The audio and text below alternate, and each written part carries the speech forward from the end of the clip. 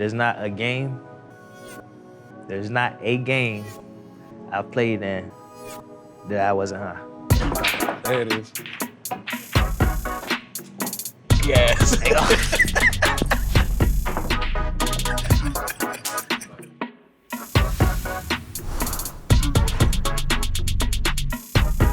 A lot of people remember the day when you got traded from the Vikings to the Seahawks. When you got to Seattle, like once you finally got there and with the team, what was that experience like?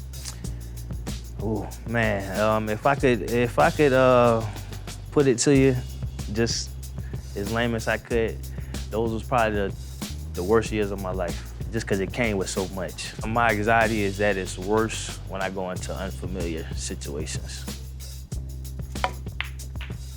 When did you realize that you had an anxiety disorder? When I was diagnosed, I still didn't acknowledge it.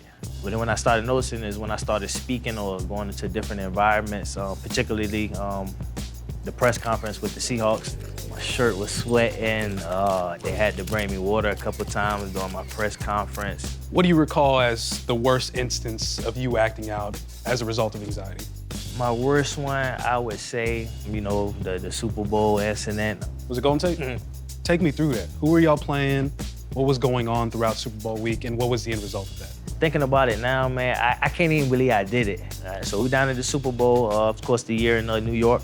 We were playing the Denver Broncos, Peyton Manning. We had the practice facility. We had to practice inside because it was cold, snowing. And Golden did an interview. I had just set out the previous game with a concussion.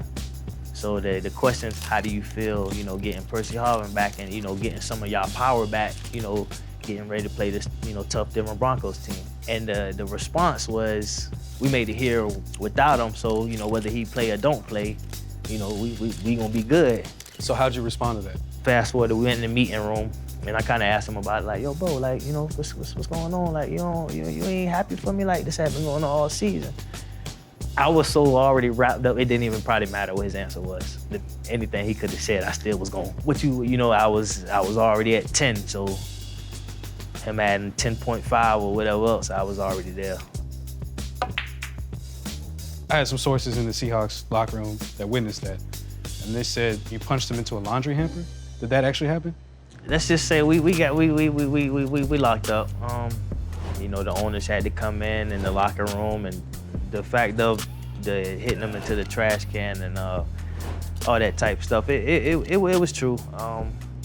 Like I said, man, it was bad. The whole situation, that what we keep harping on is that's what made it bad, because it was team pictures that day. You can see tents in the picture. You don't see like a team ready to play Super Bowl. You gave him a black eye 5 minutes before the team photo.